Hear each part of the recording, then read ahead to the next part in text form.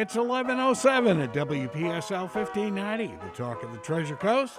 You're on Ask a Rabbi. And this is Rabbi Shafir Lobb taking off her mask slowly. Here we go. Let me do this. It's a little harder when you're wearing these cute little dreidel earrings to get the mask off easily.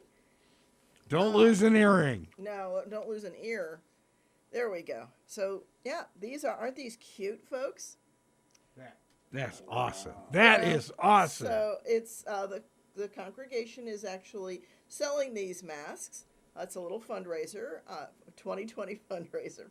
It says 8 Crazy Nights for those who are on the radio and can't see it. The Facebook Live folks can see it, but YouTube can see it, right? And so you're going to try to get the mic over actually so it's near me. Helps when the Zoom is, the boom is boomed, right? Anyway, so it's got 9 candles, the candles for Hanukkah and the Shamash. And it says 8 Crazy Nights. Thank you, Sandler. Mr. Sandler, for your wonderful Hanukkah song. So we are less than a week away from Hanukkah. There you go. Yeah, and if you think it was short this year, which I do, between Thanksgiving and Hanukkah, and then wait till next year when it's only a couple of days between Thanksgiving and Hanukkah. Yeah, the calendars are really out of sync again next year. It happens. So I'm hearing music in them. Thank you. Yep. Okay. A little bit. All right. Huh? Not on the air. Not on the air. Okay. That's good to know. But I do have folks here, and I never did get it over on this one. Oh, well. I'll get it later. The old story. Technology. Technology ever fun. So, okay. So Hanukkah. Yeah, so, people are ever, and thank you, by the way, the radio station does give wonderful gifts. Thank you. A bar of chocolate, dark chocolate, made here locally, which is even as important to me as anything else. Bruno? Yeah. Bruno's chocolate. I love having a local, maybe he'll even consider sponsoring, never mind.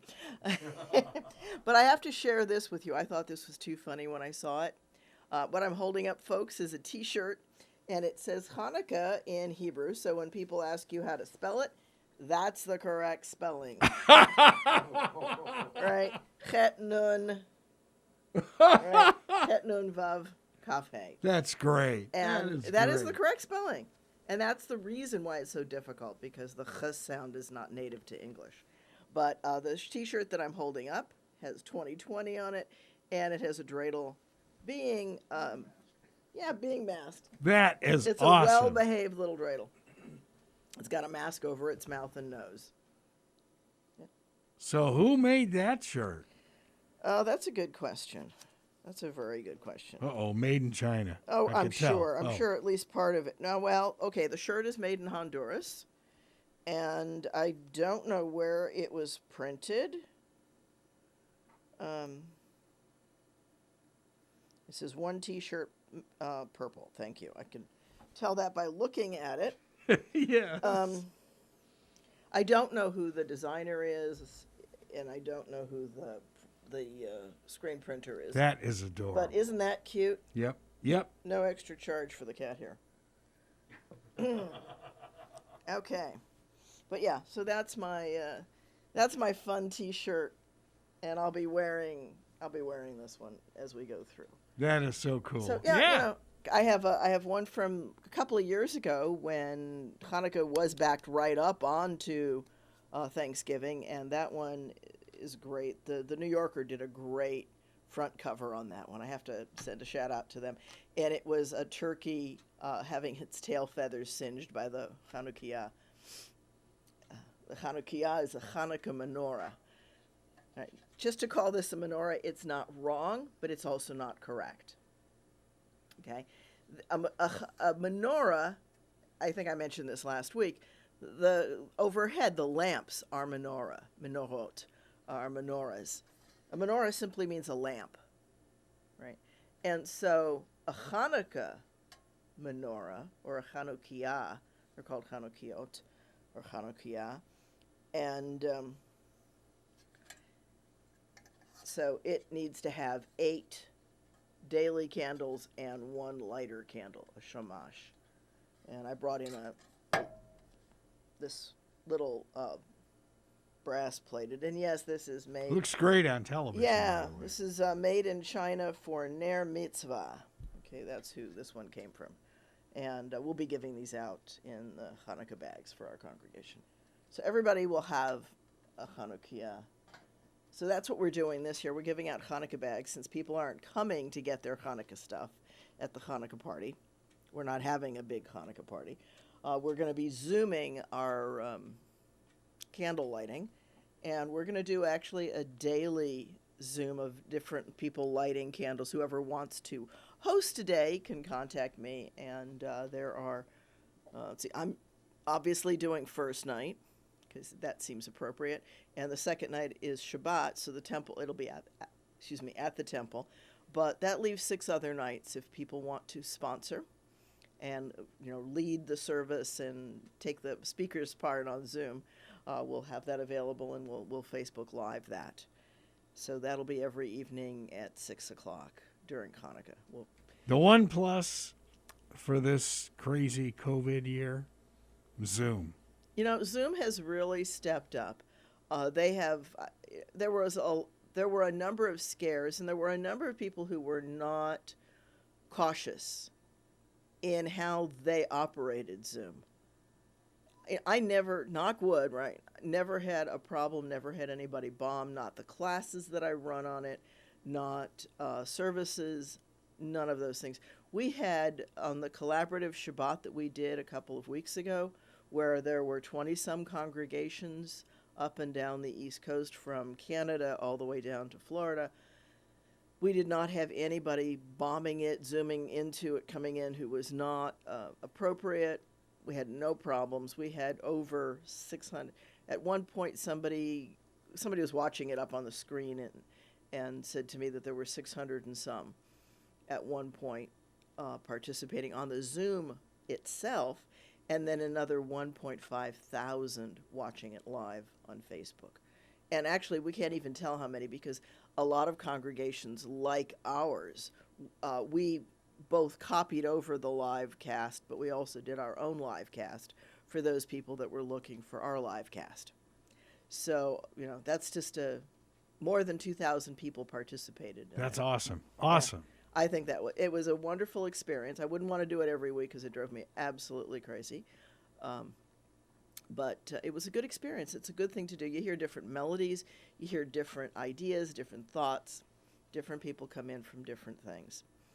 And the piece that I personally got a big kick out of was people said to me, "Don't ever tell me your voice is bad again, Rabbi." Because they're used to hearing my melodious non-melody. But I guess there were some that were more But it doesn't sound good in the shower. Oh. Yeah. Yeah, what can I say? So let's talk a little bit about Hanukkah things. Hanukkah, the Dreidel, is one of the things that people recognize the most, and it certainly has been part of Hanukkah for a few millennia. I do not think that they played this in Israel during the actual days of Hanukkah. I don't know when it came in. Looks like a gambling device. It is a gambling device. It is a gambling device. It is a gambling device. Oh, God. I was just joking. No, it is a gambling device. The letters, and there are rules for how to play it, and I will get you the rules. The rules are going to be in each Hanukkah basket that we give, but the letters on it are Nun, Gimel, Hey, and Shin, and they come from Yiddish. Don't do anything, Nun, nichts. Give, so you put it, ganz, all, rather. So you get the whole pot. Hey is half, halb. And Shin is stellerein, put inside, put in. Okay? So okay. Those are the symbols. Now, if you get it in Israel, of course, then you've got slightly different letters, and they've had to remodify those commands because they've got to pay for here. Well, we've got a shin for there. A great miracle happened there is how the letters came to be. Now, what's interesting to me is there are varieties of this up in Gaelic areas, so maybe they came to Europe that way. I don't know. There's also, very interestingly, a Spanish game with 6 sides on the top that's spun. I think it's called topas, but I wouldn't swear to that. So my Latino Hispanic folks, you can correct me. We'll have to go across the hall and check it out. There you go.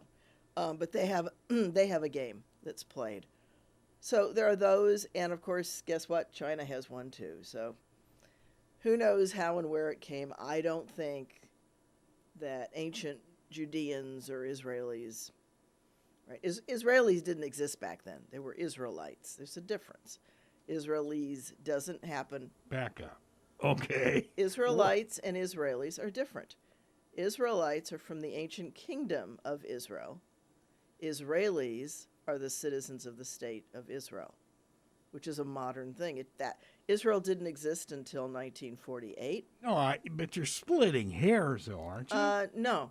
No, it's a very big difference. Okay. Because Israelites did things very differently and had different rules and different ways of behaving. And that's a biblical time. It's a biblical term. Okay? And so that is an important distinction. And it's a challenge, you know. It is a challenge. Jude in German is for Jew. We don't say D, you know, we don't say Judeans. Judea was the southern kingdom. Israel was the northern kingdom, although it came to be known as Galilee. Right? And so if you look at, say, the Jesus time, Jesus is a Galilean. He's an Israelite. He's from the kingdom of Israel to the north. There's Samaria in between them, and then there's Judea, which has where Jerusalem is. Jerusalem was the center of religion for the kingdom of Israel, for the kingdom of Galilee, for the province of Galilee as it becomes. So it's a very confusing time, but it is important to make a distinction between Israelite and Israeli, because the Israelites were not citizens of a modern state. Right? They had kings and they had Caesars and stuff like that. You're going to try to drink under the mask. I love that. I'm sorry. And it works. Yeah. That was charming. Have you seen some of the marching bands where they have rooms for the flutes and stuff? Actually, I saw something really creative that I chuckled at, but of course it would not meet the requirement and the purpose of the mask. But the person is wearing half a mask on top and half a mask on the bottom, and they can open their mouth and eat. You know, but of course, if you cough, then it's not going to stop. Right, yeah. So so it when they close their mouth, it works fine, and it does guard their nose, which is great if you're a nose breather, not so good if you're a mouth breather. So true. Yeah. So true. Right. So I'm going to extend out. We actually, we have members that are all over the planet that hook into us via Zoom and via Facebook and all of that. And we actually do have one of our members over in Tampa who has tested positive for corona and has the symptoms. So we're going to shout out and wish her fast healing and strength through it. But one of the things that her having contracted the disease brought to my mind was, if you remember way back in the beginning, feels like ages ago, March, April, there was a doctor in London, in England, maybe not London, but somewhere in England, who talked about breathing exercises. And vaguely remember that as I say it? Yeah, I do. And so that's one of the things, all those kinds of things came out in the beginning, and I'm going to go over what that exercise was because I think it's important for anybody who does test positive. And her comment to me this morning, she texted me this morning, and she said that the breathing exercises help. They're painful to do, but that they do help clear her passages. Is she getting better? I hope so. I mean, this is day 3 for her of being really sick, so our prayers are holding with her, obviously, and with anybody else who's contracted the disease. It's not a laughing matter. People do get it. And she's not a person who was careless.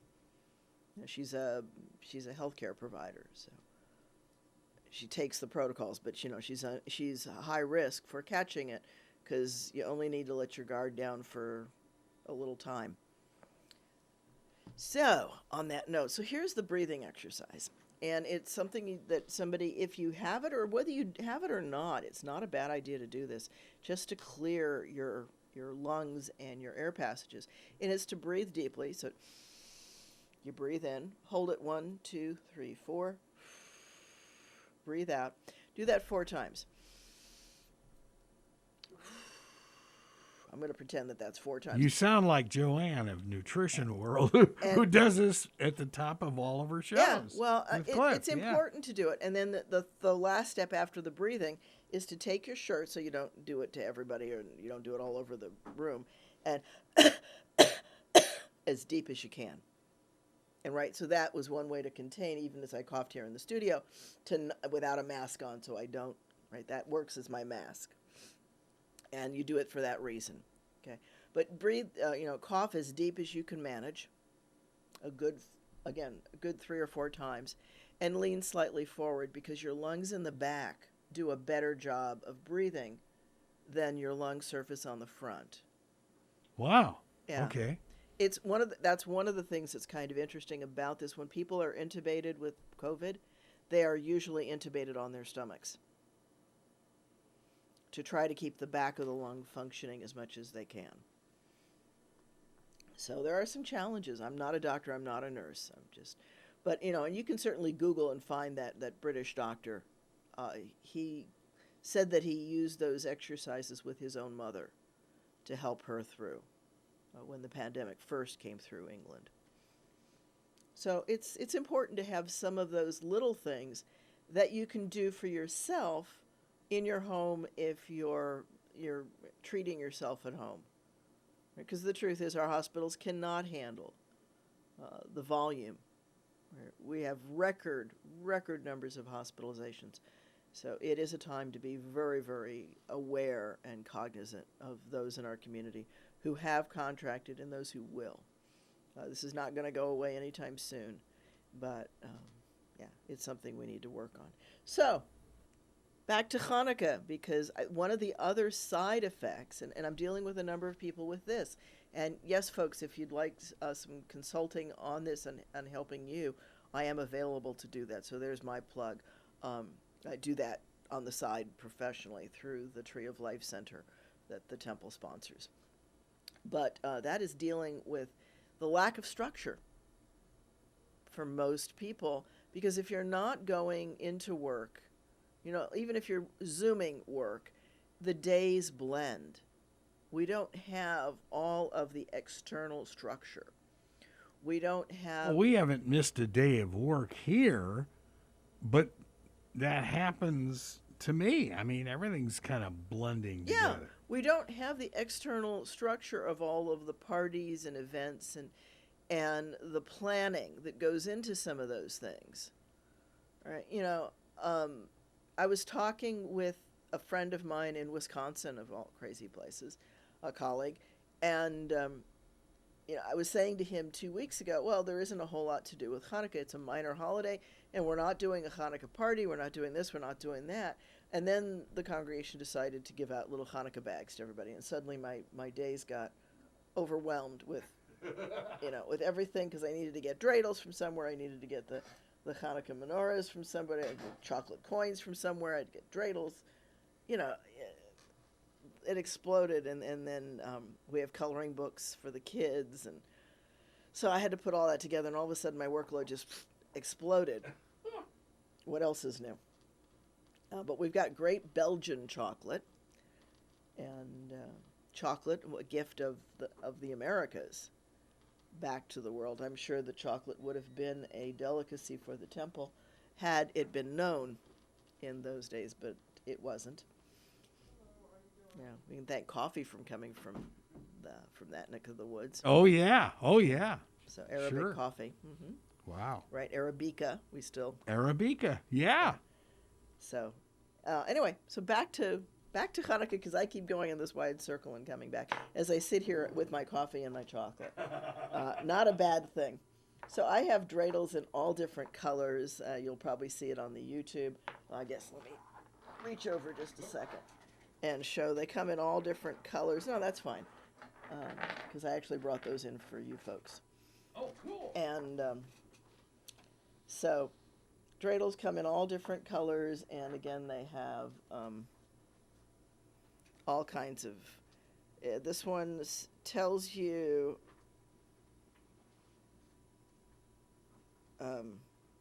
This one says Nes Gadol Hayasham. Okay, on the bottom of it in Hebrew. So these are printed in Israel for the outside. They're in Hebrew. And of course we have gelt. This is an interesting thing. Gelt today, especially in America, chocolate coins, for the most part, you can buy little chips, but you can play dreidel with raisins, you can play it with poker chips, you can play it with chocolate coins. Chocolate coins are the most popular. But it represents, right, gelt. Gelt is, again, a Yiddish or a German word meaning money, right? Gold money. And they come in gold or silver. Guess we probably shouldn't tell a sheriff that we're going to open a gambling parlor here. Yeah, real high stakes here. Chocolate coins. I'm not sure the dreidel qualifies under the gaming laws. We'll have to ask Stuart that question if dreidel qualifies as gambling. That's funny. Yeah, but in any event, it's popularly played. You can buy all kinds of fancy games. I think they've got card games for it now if you don't want to spin a top. And it's easy to spin. And there you go. There's a top spinning that way. Very cool. Good job. There it is. Oh. Upside down. Yeah. So you can spin them either way. Did you get that? Yep. Okay. So getting back to the gelt, it's this was given to children for the holidays. They didn't give gifts in Europe for Hanukkah. That did not happen until Christmas got commercialized and Hanukkah got commercialized along the way, alongside it. But in the old days, children were given coins because they couldn't do errands and earn money over the winter. And this is so that they had money to pay their teachers. Wow. Because it's a Jewish obligation to keep studying. Ooh. Yeah, there's a Jewish obligation for, a lot of people think that bar bat mitzvah is graduating from Jewish education. It's not. It's the beginning of Jewish education. I didn't know that. You're graduating from kindergarten. Yeah. Wow. Yeah. You're supposed to continue to learn and study because, again, Judaism is a seeker religion.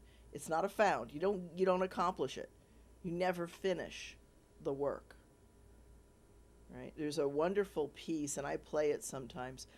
Peter Yarrow, we used it for the High Holy Days.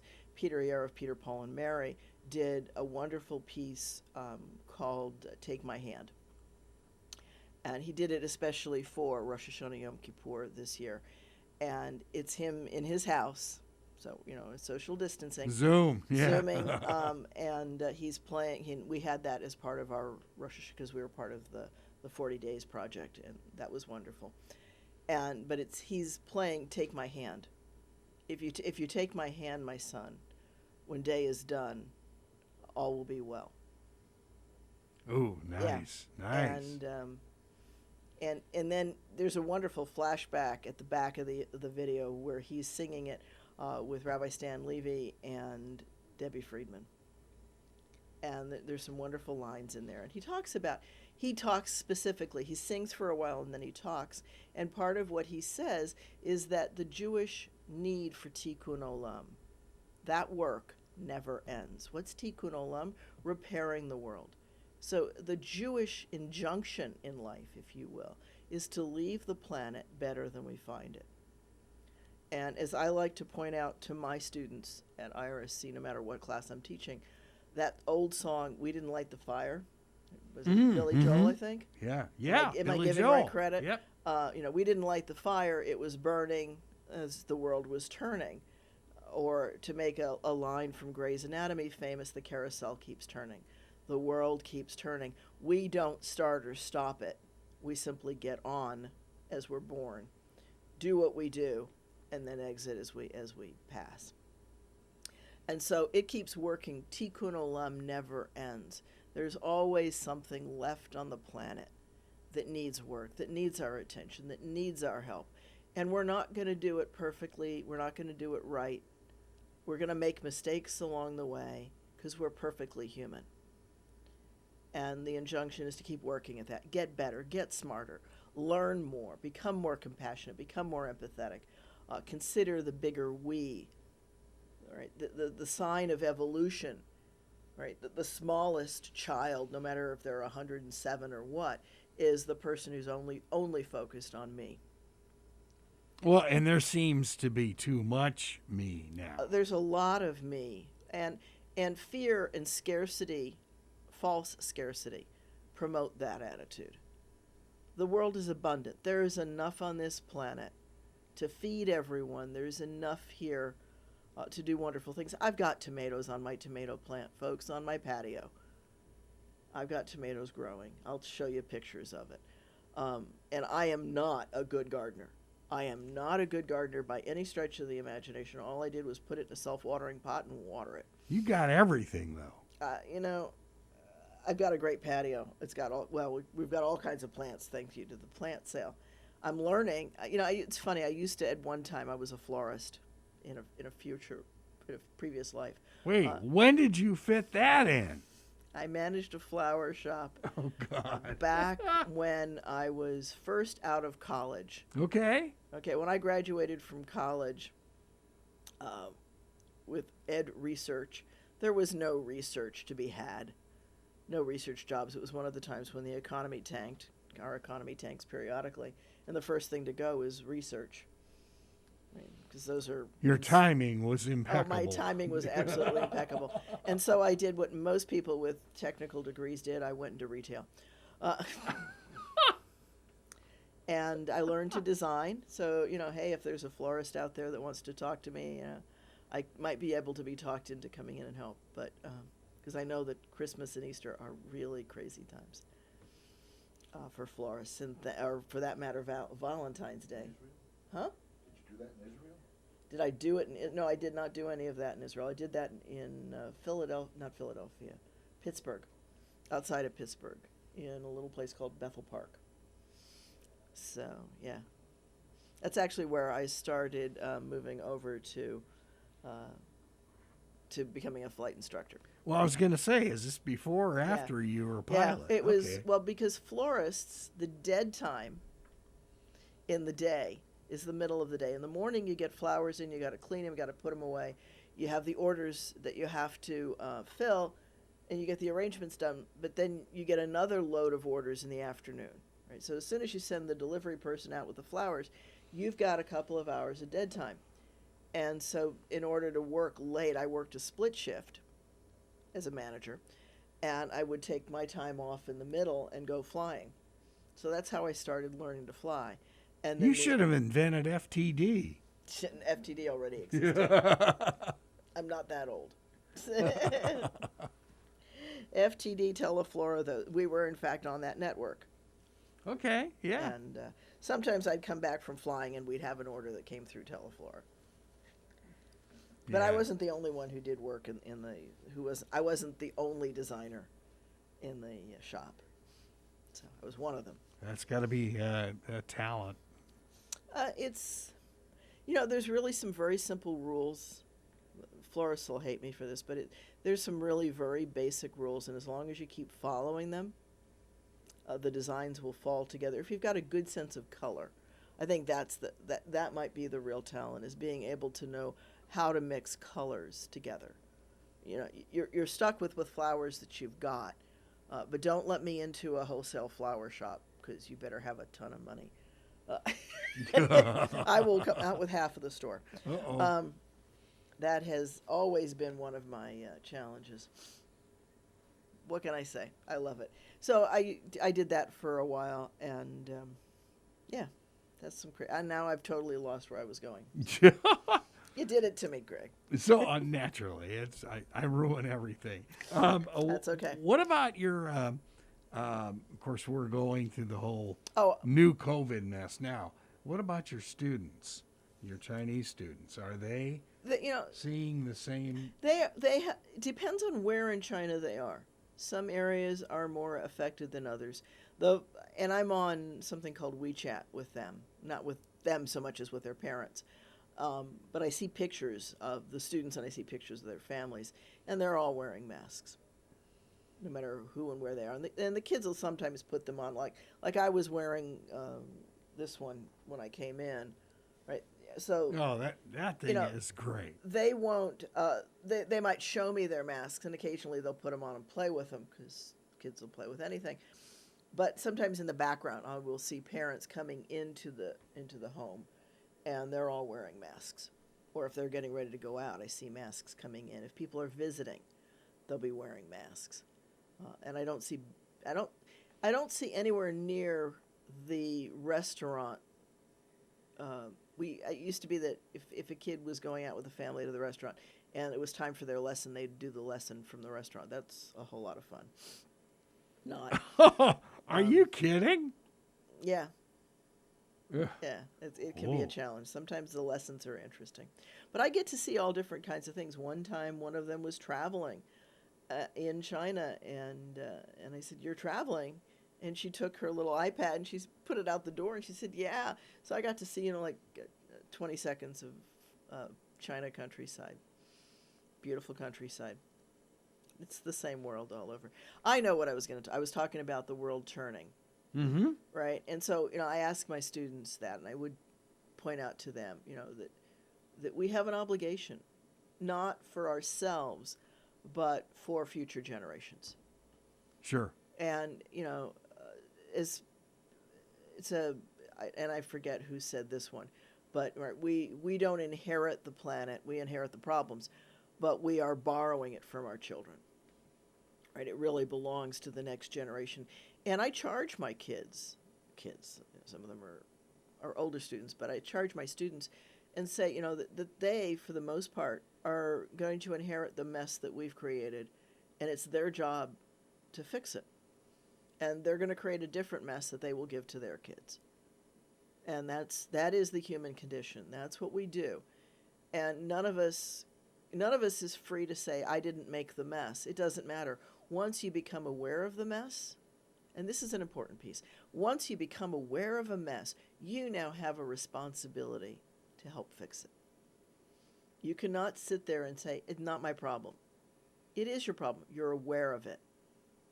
And so, there is some part of you that reacts to it and allows it to continue, even if it's just an intention of allowing it or not allowing it. Are you going to bend your fibers, or are you going to clean the part of you that contributes to the mess? There are too many people that do the pointing routine.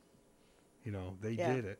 Not me. Well, that's kind of like, it's one of the things that I tell people all the time about complaining. Complaining is an excuse to not do something. Right? Hey, I complained about it. That's not, complaints are only good if they're constructive. If they're not, you're part of the problem. Right?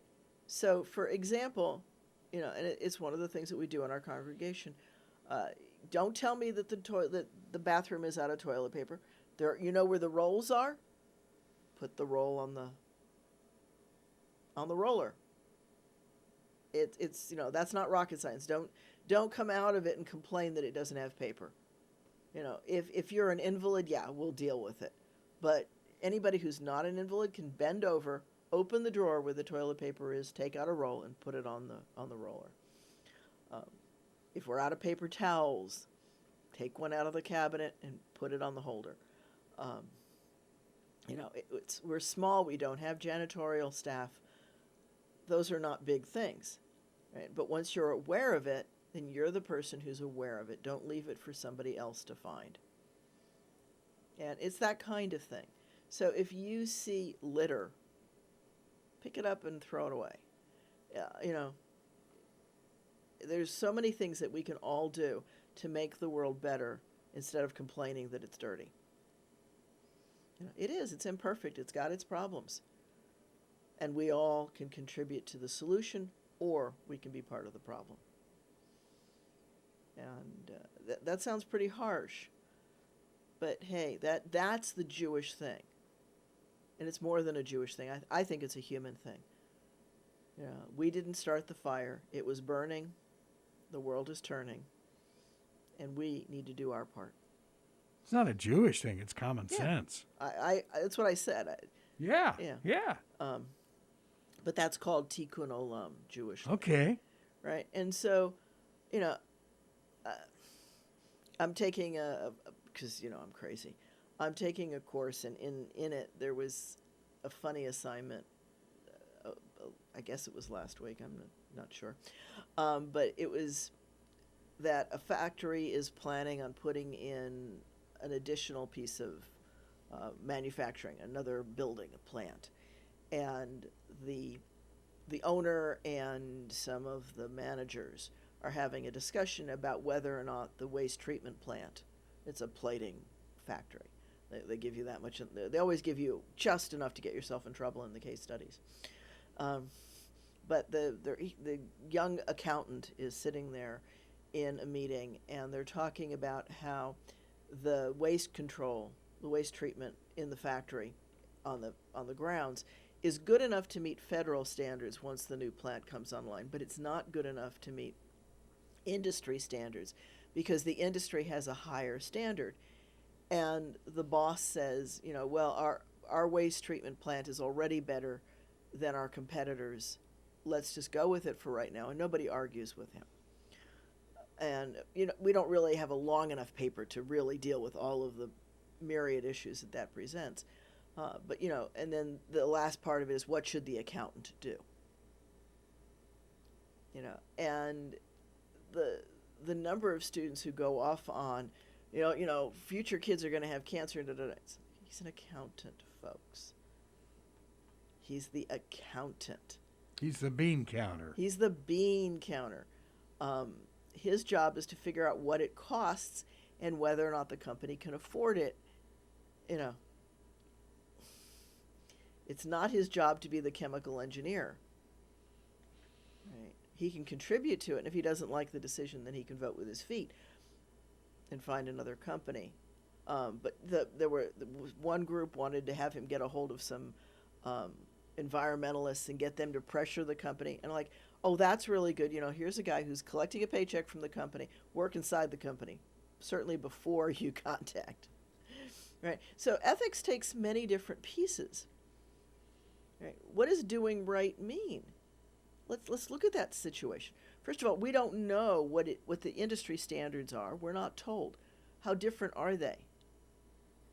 What's going on? How much does this accountant really know about waste treatment? His expertise is bean counting, as you pointed out. Right? His how much does it cost the company to do it? How much is it going to cost, if we use these bottle caps? Right? How much is the bottle cap going to cost on the coffee? Mm-hmm. Is it going to price you out of business, and maybe you shouldn't build the plant? That's a whole other issue. That one's not part of the case study, of course. But there's a whole lot of stuff, and the people who go off on one little tangent of it just kind of blow my mind. Because to me, these are very deep, but of course the class is not intended to be deep. Right? That's my thing, and I get that. But very little in the world is black and white. It really isn't.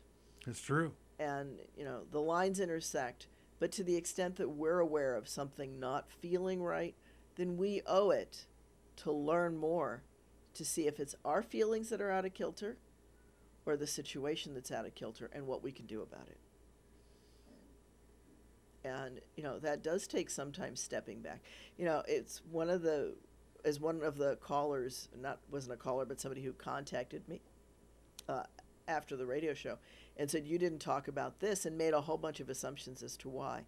And the answer why I didn't bring something up on this hour, if nobody calls and asks me a question, but even if they do, if I don't know enough to have a good opinion, I don't comment. I'm certainly very willing to say, I don't know the answer to that. Let me do some research and get back to you. I am astounded at what I have learned just this past year in this crazy COVID time. So let's come back full circle, because we're coming close on the last quarter hour of our time. Part of what helps create some structure in lives, if you're missing structure, if you're feeling a little bit lost, take up something. Learn to do a craft, take a course. There's courses that are free that are out there. You don't have to pay money. You can pay money, certainly. And, find a great course. There's lots of different ones out there. Great Courses runs a great online set of courses. IRSC has continuing ed courses online. You also can audit or take for credit some of the undergrad courses that they offer. Lots of different choices. Put some structure in your life. Learning's a really good way to do it. And so, coming back to gelt, teachers need to be paid. So even if you do it for free, you're probably going to pay a subscription to the service that pays the teachers. And that's fair. And that's why kids got gelt. And that's the origin of a delicious chocolate coin. And since I have been holding this coin in my hand all this time, I'm going to let it cool off. Yes, I have been holding it way too much. Good old chocolate. Yeah, I made... all over you. I'll just let it take the cool, put your, and I can see it hardening back up. That's cool. The counter's cooler so it can transfer heat. Right, heat goes out of the coin. It transfers from the coin to the counter. Cool does not come into it is rather that heat is drawn out. There you go. There's thermodynamics out of my engineering. Boy, that's the science in you. It is, but having it helps me know that if it gets warm in one area, I just move it to another one so that there's more of a temperature difference and it'll cool off faster. That's funny that I melted that. That's what happens when you have it in your hands. I'm just curious. You hear a lot about, in all the religions, obviously they all seem to be graying a bit. But are the younger people as religious as they used to be? No. Yes. Well, I'm going to say yes and no. All right, they're not as Christian as they used to be. Christianity is dropping rapidly in America. But America has historically had one of the higher participation rates. It actually has more participation rate, this might surprise you, than countries where it's a state religion. Okay. Yeah, but I can see that because simply Americans because get of size. to choose it. Well, because Americans get to choose it, and we've got That's a lot true. of different choices. So if you're not happy at church A, you go to church B, or maybe you go to the synagogue or the mosque. Islam is growing rapidly. Oh, yeah, fast. Very rapidly. Part of that's due to birth rate, because the countries that are predominantly Muslim have a higher birth rate. America has a very low birth rate. And, we see that as people increase in education, they tend to have fewer children, partially because there's a delay. Mothers are having children later, and also because they're looking at, very practically, the cost of raising children and not just continually having children. And the European countries are also the European declining. And of course, China did too, because they put in the one child. It was so stupid. Oh, it was, and they've obviously relaxed it, and that was kind of interesting, because I was talking with one of my students about it, one of my Hong Kong students, and I asked, very often the rich have more kids, though. They'll have 2 or 3 kids. There's 2 ways that Chinese did that. You can pay a tax, even when there was the one-child thing. You had to pay a tax to have a second kid. Okay. So if you're rich, you can afford it. Welcome to California. Oh. You can afford it. Yeah. And so very often the rich families have multiple kids. The other thing that they would do is they would leave China for some number of years, go somewhere else, have a few kids, and then come home. There's always workarounds. And the wealthy can take advantage of more of them. Wow. Okay. Yeah. So but China has realized that the one child was not a good, certainly not a good long term. But they're the most populous country. India having a much bigger population issue. They're much denser because they're smaller land. They're the second largest population number, and we're number 3. So that gives you some idea. And our land base is better than India's, much more spread. We're much more like China. And if you look at it, again, we also tend to have big population areas in cities. Mm-hmm. And, we certainly saw that in the election. On each coast. On each coast, and even throughout you could see as the election was coming the pockets of high voter count, because that's the places that were slowest. Right? It doesn't take, if you've only got 100 people in your county, then you only need 7 or 8 poll workers, and they can count the ballots really quickly. But you also only need 7 or 8 for a couple thousand voters, but it takes longer to count. And so, yeah, that's part of the dynamic of why it takes longer in the cities to count ballots. It has to do with the ratio of people to ballots. And to me, what was most interesting is, for example, Georgia, how many counties and precincts they had. Just an incredible number, because it's a very dense state, compared to, say, Arizona, that has, 20 counties. Not a lot. And spread out. They're huge. Yeah. Like Pima County, it takes you hours to go across the county. Florida's county is not nearly that big. Right? A lot of states are not that big. Arizona's very spread out. So, you got to see, I think, in watching the election and other things, some of the diversity within our own country. And certainly kids coming up today come from different worlds, different cultures. In the few minutes I've got left, talk a few minutes about culture. But the kid who grows up where the big store in town is Walmart or, the hardware store, is going to have one kind of experience versus the kid who grows up in downtown Manhattan.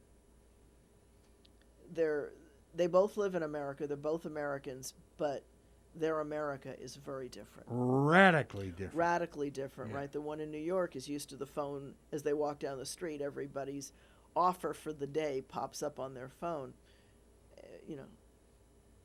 and they have 75 choices of cuisine for lunch. And that's not much of an exaggeration.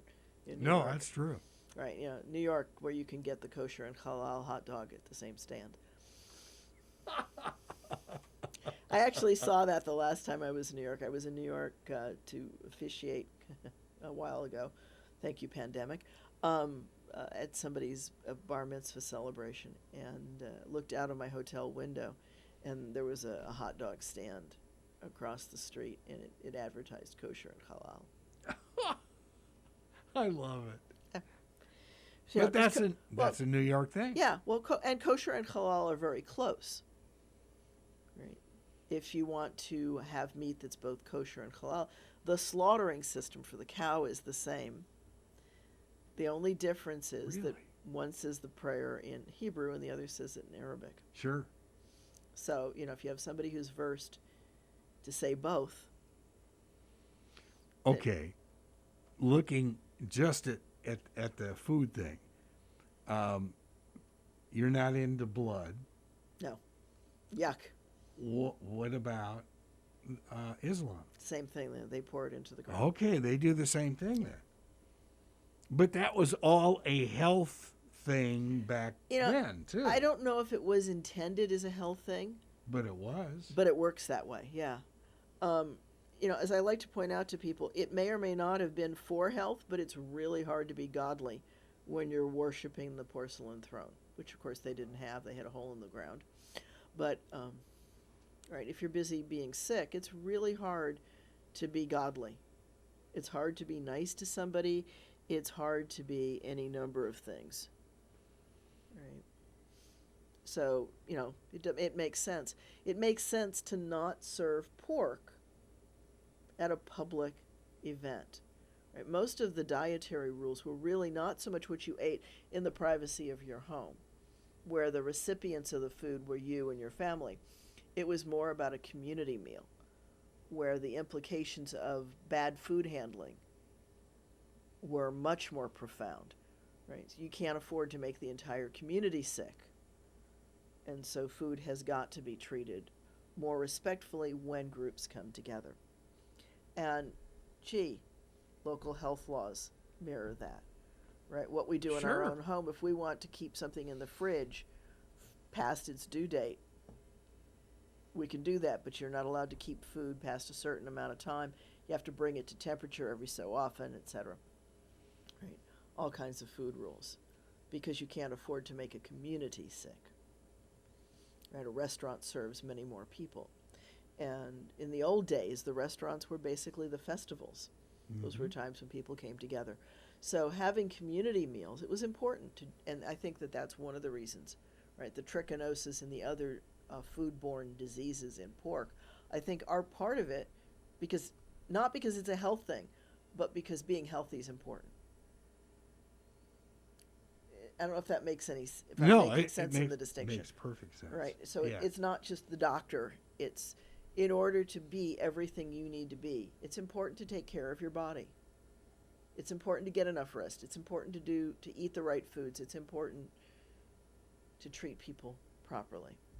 There's a line in Judaism: if somebody is not at peace, there is peace for no one. Wow. Yeah. Right. And that's in scriptures. You can find it. If someone is not at peace, there's peace for no one. Ooh. Yeah, and if you think about it, it makes all kinds of sense. Sure. And so I'm going to say that really I'm going to end it with this. If we really want to bring light into the world, we need to make sure people have food, clothing, shelter, and minimal medical. That's not socialism or communism. That's humanity and common sense. And with that, I'm going to wish everybody a really great Hanukkah, those who celebrate, because you'll be lighting the first candle Thursday night. We'll be Zooming live. This is Rabbi Shafir Lobb for Congregation Eitz Chayim, being pulled off by the music. Yay, folks. Happy Hanukkah. Happy Hanukkah.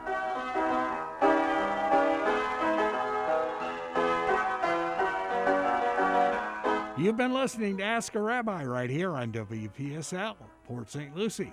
Talk of the Treasure Coast, webcaster to the world.